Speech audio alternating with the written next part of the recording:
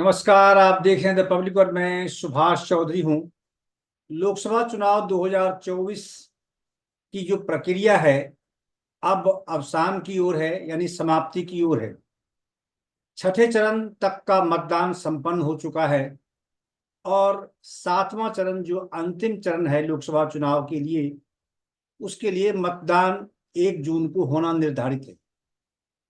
ठीक 4 दिन बाद यानी 1 जून के ठीक चौथे दिन यानी 4 जून को लोकसभा चुनाव के लिए हुए मतदान की मतगणना की जाएगी। चुनाव के लिए उसका रिजल्ट उस दिन घोषित किया जाएगा, चुनाव परिणाम आएगा। अब राजनीतिक दलों के सामने एक बड़ी चुनौती है, जो आशंका लगातार जताई जाती है देश में ईवीएम की टेम्परिंग को लेकर, या फिर कुछ लोग ऐसा भी कहते हैं कि वोट डालते हैं हम किसी पार्टी को और वो चला किसी और के खाते में जाता है।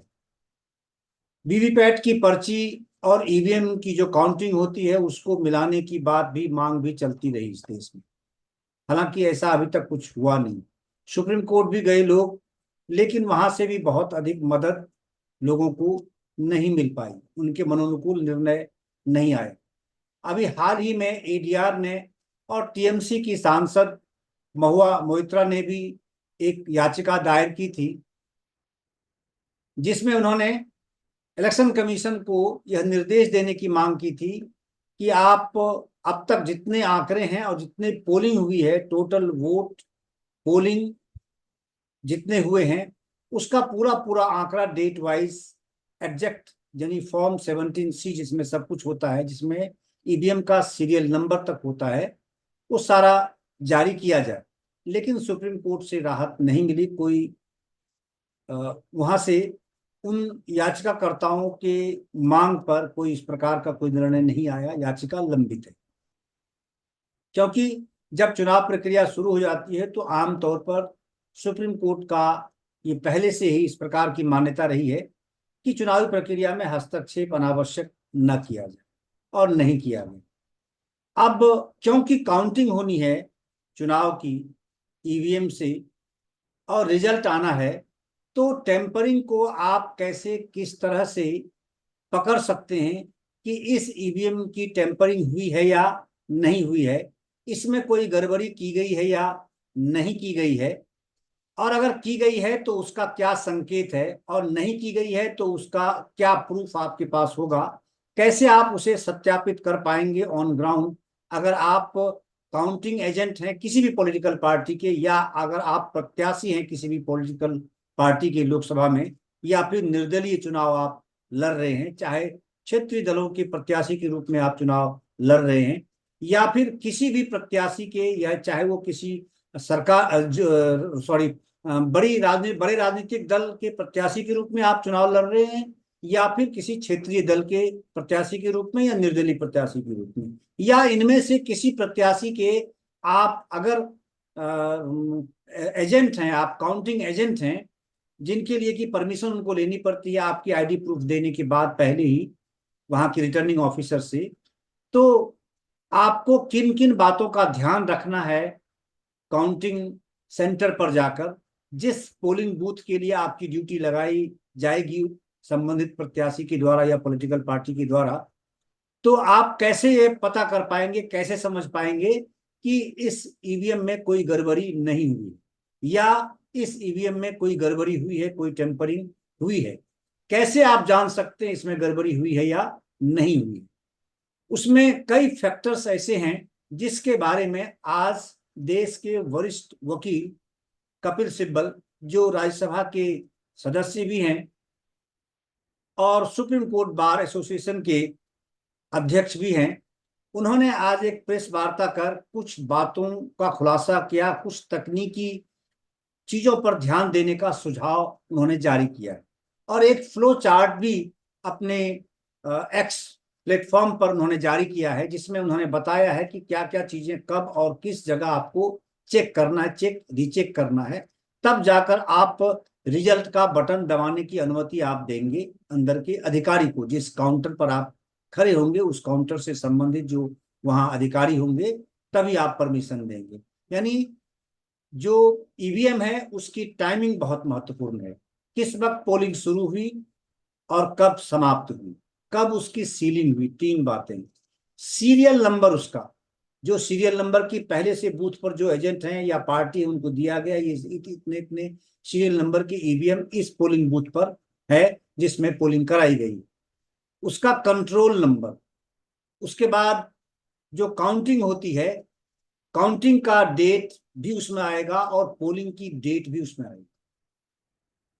कब रिजल्ट का बटन दबाने की अनुमति आप देंगे, इन सारी चीजों को देखते हुए पोल रिजल्ट की डेट भी उसमें है। पीएसटी पोल जो है उसमें पीएसटी भी आएगा और पोल की टाइमिंग भी आएगी। कपिल सिब्बल जी ने कुछ ऐसी तकनीकी चीजों को बहुत बड़े सरल शब्दों में बताने की कोशिश की है, समझाने की कोशिश की है। निश्चित रूप से उनका यह सुझाव हर पॉलिटिकल पार्टी के लिए, उसके काउंटिंग एजेंट के लिए या प्रत्याशी के लिए बेहद यूजफुल साबित हो सकता है। और यह पहली बार सार्वजनिक तौर पर किसी ऐसे बड़े कानूनविद ने, जो राजनीति के क्षेत्र में भी स्थापित हैं और कानून के क्षेत्र में भी स्थापित हैं, दुनिया या देश जानती है उन्हें, तो उनकी बातों को ध्यान से सुनना, उस पर गौर करना, उस पर अमल करना बहुत जरूरी है। आइए आपको सुनवाता हूं कि कपिल सिब्बल ने आज प्रेस कॉन्फ्रेंस में क्या कहा। बेहद सरल शब्दों में उन्होंने सारी बातें समझाई हैं, हम और आप आसानी से समझ सकते हैं, उस पर हम अमल कर सकते हैं और अपने प्रत्याशी को किसी भी प्रकार की गड़बड़ी से बचा सकते हैं, या फिर चुनाव परिणाम में जो गड़बड़ी की आशंका आम जनता हो, चाहे कोई नेता हो या कोई पॉलिटिकल पार्टी के बड़े पदाधिकारी हो, जब व्यक्त करते हैं तो उसकी आशंका को आप कैसे निर्मूल कर सकते हैं या फिर उस आशंका को आप कैसे सत्यापित कर सकते हैं, पकड़ सकते हैं। सुनिए कपिल सिब्बल, देश के वरिष्ठ वकील ने आज क्या कुछ कहा पत्रकार वार्ता में। नमस्कार।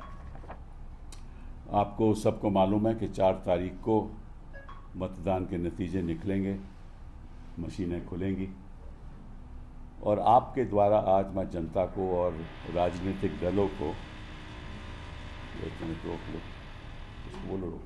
राजनीतिक दलों को अवगत कराना चाहता हूं कि जब मशीन खुले तो आप लोगों को क्या करना चाहिए। ये बहुत बहुत महत्वपूर्ण है। तो मैंने एक चार्ट बनाया आपके लिए, सब दलों के लिए चार्ट बनाया है और जो भी वहाँ काउंटिंग एजेंट बैठे हैं उनके लिए चार्ट बनाया है कि आपको क्या सुरक्षा करनी चाहिए काउंटिंग के वक्त। ठीक है, तो मैं चार्ट ये आपको दे भी दूंगा। अब इस चार्ट में आप देखोगे कि पहले लिखा है CU नंबर। CU नंबर मतलब कंट्रोल यूनिट नंबर, बाईं तरफ ऊपर कंट्रोल यूनिट नंबर। उसके नीचे लिखा है BU number, that means ballot unit number. So control unit number होगा यहाँ, बैलेट नंबर यूनिट होगा। ठीक है, और फिर पेपर सील होगी, उसकी पेपर सील होगी, VVPAT ID होगा। सो ये चारों चीज़ें लिखित रूप में होंगी वहाँ। ठीक है, आपको मैच करना है क्योंकि ये कंट्रोल यूनिट नंबर को आपको दिया जाता है। फिर आप आ जाओ काउंटिंग टेबल नंबर 1 में, उदाहरण के तौर पे। तो काउंटिंग टेबल नंबर 1 में आप देखोगे EVM इज ऑन ECI। ठीक है, नो प्रॉब्लम। तीसरा कॉलम बहुत बड़ा इंपॉर्टेंट है। तीसरे कॉलम पे लिखा है 4 जून 24, 4 जून 2024। ठीक है, और नीचे लिखा है टाइम मतलब कि ये रिजल्ट से पहले ये लिखित रूप में आ जाएगा 4 जून टाइम। कब मतलब कि कब ये इसका टाइमिंग कब होगा ये पता चल जाएगा आपको। ठीक है, अगर इस टाइम में अंतर हो तो गड़बड़ है। तो आपको देखना है कि इस टाइम में कोई अंतर नहीं है, क्योंकि जब भी आप काउंटिंग टेबल नंबर 1 में 4 जून का खुलेगी मशीन तो आपको देखना है क्या टाइम है। ठीक है, उसमें कोई अंतर होगा मतलब यह टाइम अलग दिखाएगा कि इसका मतलब कहीं और भी खुल चुकी है। ठीक। फिर अगला टेबल और इंपॉर्टेंट है, सीरियल नंबर। वो सीरियल नंबर भी यहां लिखित रूप में आ जाएगा ऑफ कंट्रोल यूनिट। तो सीरियल नंबर मैच हो जाएगा, कोई दिक्कत की बात नहीं है। कैंडिडेट आ जाएंगे, टोटल पोल वोट्स आ जाएगी, ठीक है ना। टोटल पोल वोट्स जब आ जाएगी तो ध्यान से इसको देखना, ताकि जब काउंटिंग में वोट ज़्यादा हो तो गड़बड़ी। फिर आ जाओ आप, अब जब ये ऊपर की बातें सब हो जाएं तभी आप रिजल्ट बटन दबाने की अनुमति देना। पहले ईवीएम, पहले 4 जून time, serial number, candidate, battery जो भी है, जब ये ख़त्म हो जाए तब आप उसको बोलना कि आप रिजल्ट बटन दबाइए, ठीक है। जब आप रिजल्ट बटन दबाएंगे तो आपको लिखेगा पोल रिजल्ट, उदाहरण के तौर पे 26 अप्रैल 2024, उस दिन मतदान हुआ होगा, ठीक है ना। तो अगर इसमें भी कोई अंतर है तो भी गड़बड़ी है। और पीएसटी का मतलब poll end, poll start timer and poll end timer. तो पोल स्टार्ट कब हुई, पोल एंड कब हुई, ये भी इसमें आ जाएगा। उसके बाद सीरियल नंबर, ये जो सीरियल नंबर पहले सीरियल टेबल के नंबर से मैच करना चाहिए। फिर कैंडिडेट और फिर टोटल वोट्स पोल्ड, उसके बाद कोई प्रॉब्लम नहीं। तो देखो, 2 चीज़ों पे ध्यान रखो, रिजल्ट बटन नहीं दबाना जब तक वेरिफिकेशन ऊपर कॉलम के हो जाए। और अगर वो टाइमिंग और इस टाइमिंग में अंतर है, पोल रिजल्ट की टाइमिंग में, तो गड़बड़ है। उस टाइमिंग में अंतर है तो गड़बड़ है, ठीक है। तो ये सब मैं आपको दे भी दूंगा, टेबल भी दे दूंगा। ये मैं चाहूँगा कि सारे राजनीतिक दल और सारे कैंडिडेट जो वहाँ काउंटिंग एजेंट बैठे हैं वो इसको ध्यान से, ध्यानपूर्वक पहला कॉलम चेक करके तभी खुलवाएं। Mr. Sibal, I have a question, sir. I mean, you've been a politician for so long. What makes you come up with these kind of precautions in this particular? Nothing. I mean, I see, look, everybody, there are a lot of people who are saying that these machines are possibly tampered, right? So we want to make sure that there's no possibility of tampering. That's all, nothing more than that. We are not saying that they are tampered. We are not saying that they are not tampered. Like any machine can be tampered. ये तो है नहीं, दुनिया में कोई ऐसी machine नहीं है that cannot be tampered, ठीक है। हम विश्वास रखते हैं, ये नहीं कहते कि हम विश्वास नहीं है, विश्वास है। लेकिन जब तक मतदाता ये ना देखे कि जो मैंने वोट दिया था वो एक्चुअली उसी प्रत्याशी के प्रति काउंट हुआ है या नहीं, जब तक वो अपनी आंखों से नहीं देखे। यहाँ तो मशीन कहती है ना, तो उसी के लिए हमने कहा, उसमें कोई हम कुछ और नहीं कह रहे। आप सावधानी रखिए, आपके पास जब पता चल जाएगा कि कितनी वोट पोल हुई हैं, तो अगर काउंटिंग वोट में अंतर है तो कोई, क्योंकि इसमें पोस्टल बैलेट वगैरह नहीं गिने जाते, वो तो एक अलग हाथ से गिने जाते हैं, ठीक है। और अगर टाइम में कोई अंतर है तो आपको पता चल जाएगा। Sir, did you discuss with the other political leaders, the opposition leader, that the precautionary which you have taken? Did you speak to them that? नहीं, I try to gather this information from everybody.